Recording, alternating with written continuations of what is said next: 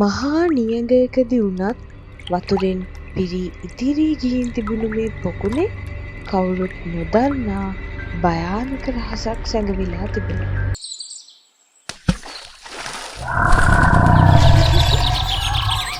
මේ වඳුරු රැළේ නායකයා අනිත් වඳුරන්ට වඩා විශාල වගේම ලොකු බලයක් තියෙන නුවණක්කාර වඳුරු නායකයෙක්. මේ වඳුරු රංචුවම ආහාර පාන තියෙන කැලයක් හොයාගෙන ගමන් කරන්න පටන් ගත්තා. මා සොයාගත්තා වතුරින් පිරී ඉතිරී ගිය අපූර්ව විලක්. කොමත් කෝ මෙහි අභිරහසක් තිබෙන හැට.